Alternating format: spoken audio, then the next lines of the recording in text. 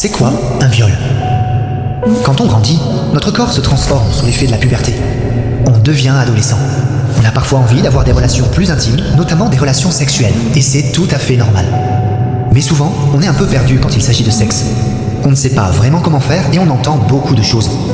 L'important, c'est de pouvoir découvrir sa sexualité en étant d'accord pour le faire. C'est ce qu'on appelle le consentement. Consentir à quelque chose, c'est accepter librement de faire cette chose sans être contraint ou forcé.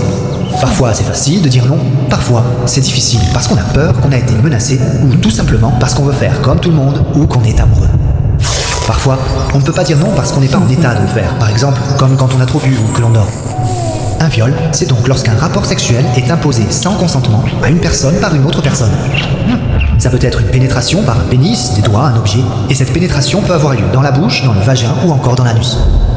On pense souvent que le viol, c'est uniquement le pénis d'un garçon qui pénètre le vagin d'une fille. Mais en fait, il existe d'autres formes. Par exemple, si un garçon pénètre une fille en mettant les doigts dans son vagin alors qu'elle n'a pas donné son accord, c'est un viol. Le fait qu'ils se soient embrassés avant ne veut pas forcément dire qu'elle est d'accord pour aller plus loin. Le mieux, c'est qu'ils en discutent tous les deux pour savoir si l'un et l'autre sont d'accord. On a aussi le droit de changer d'avis et on peut être d'accord pour certaines pratiques, mais pas pour toutes. On parle aussi de viol lorsqu'une personne impose une fellation à une autre personne alors qu'elle n'en a pas envie. Le viol, ça n'arrive pas qu'aux autres et ça peut concerner tout le monde. Les hommes, les femmes et les enfants de tous âges.